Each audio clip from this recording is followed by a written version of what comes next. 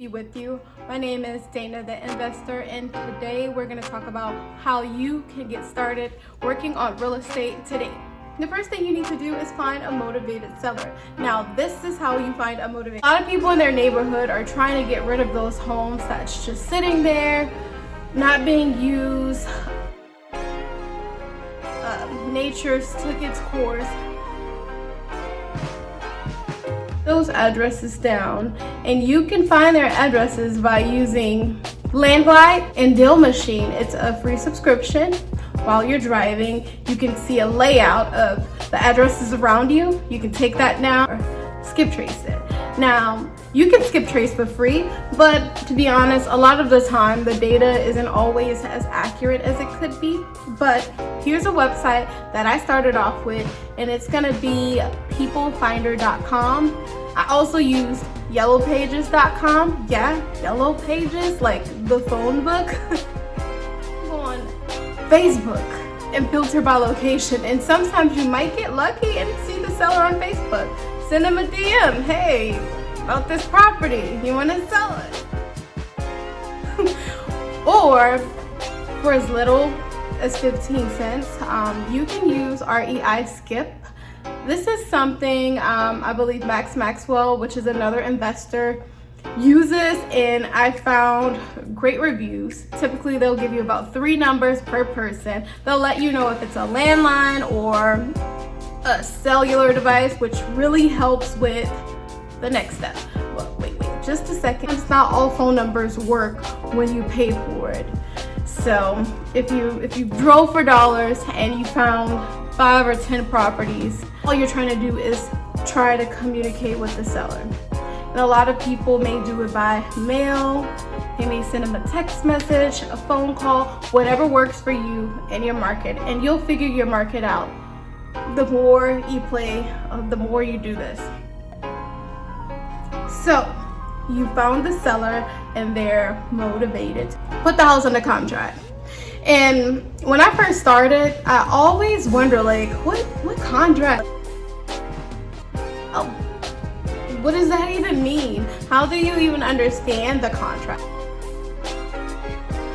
I was blessed enough to have a seasoned investor let me know how the contract works, and we'll do this on another video. I'll show you how to read through the Trek 1 to 4 if you're trying to sell a single family home, and how to make it assignable for the next step. So you found a property, you put it under contract. Now I know you're wondering, like, where's the money? How am I gonna buy this house? So here's the fun part.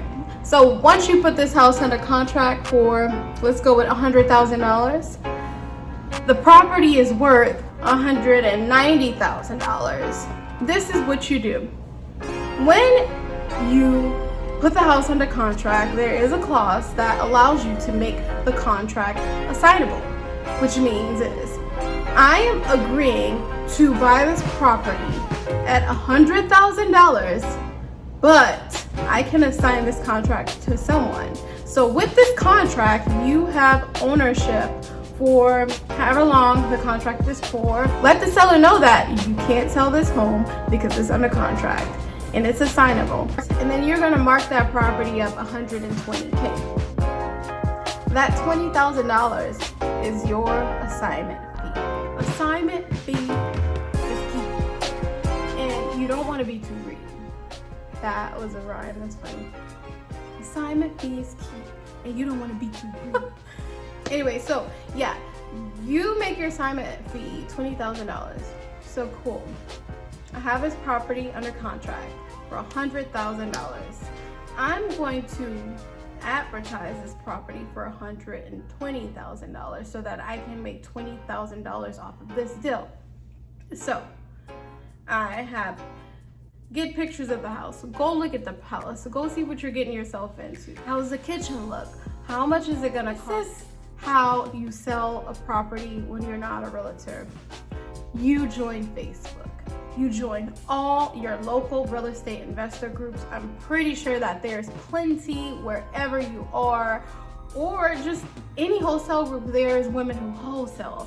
There's investors of like where I stay, Austin, Texas. There's Houston Underground investors. There's so many different investor-friendly, wholesale-friendly groups on Facebook with so many cash buyers. You can just sell your property on Facebook. You know how they have the Facebook marketplace? Well, they also have that with investment properties. And you can post your property on Facebook, or you can send a message saying, hey, looking for cash buyers in the Austin area. And when you post that, it's kind of like instant feedback. People start sending their email addresses, then you start getting, messages in your inbox. It's an easy and a free way to find some cash buyers. So now you got your cash buyer. This is what you need to do. You need to go find an investor-friendly title company. And I know when you're first starting off, you probably don't even know what a title company was, because I didn't. Like, what does that even mean? So the easiest way to do this is to Google, like, I buy houses near me, and there'll be a list of investors that popped up, like I Buy Ugly Homes, all of these different companies that does the same thing as you typically are more than happy to help you. So what I did was call one of those numbers, and typically these are also cash buyers, and ask them where, wholesaling, what title company do you use? You can ask them, or you can go on Facebook and post a question. Think of Facebook as your Google for real estate, like your encyclopedia. You can ask all the questions you want when you join these groups, and they're more than happy to help you. I have posted so many questions along the journey of how to do something, which contract works for you, and just a number of questions, and I got answers. It's kind of like Ask Jeeves. You remember Ask Jeeves? You could just type in a question. Yeah. Do a quick Google search. It's not really hard to find. So now you found a title company. The last step, close. You close on your first deal, and you're walking away like, did that just work? Everything is on a contractual basis. Your car, what tells you you own your car is a piece of paper. Land, this apartment unit. You sign a leasing agreement saying that you will pay, and that gives you ownership of the property.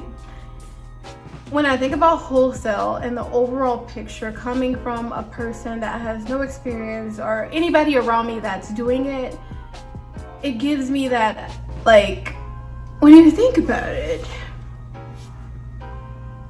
everything is a contract. You learn how to understand a contract, and you learn you know how to work with numbers, and it could be high numbers, it could be low numbers. But one thing I will say is that most people know how to count money. Most people know how to count money, so yeah. Okay, and on the last note, I want to end off by saying what is most important than any of all these things I've named is that you change your mindset. If you want this lavish lifestyle, if you want the car of your dreams, change your mindset. I dream big, and it's gonna take a completely different version of myself to get the things that I want, but I'm willing to put in the work. So the question is, are you willing to put in the work? Are you willing to put in a sweat equity? Are you willing to stop making excuses and just get the shit done? If you are, what you put into this business, you'll receive in abundance. So count your blessings, create a list of gratitudes, create a list of affirmations and inspirations and accomplishments. Live in the present moment, and make sure you're keeping up and, having some healthy brain activity. If that makes sense. Thank you for watching. This is my second video. Peace be unto you guys, and like, comment, and subscribe to this channel.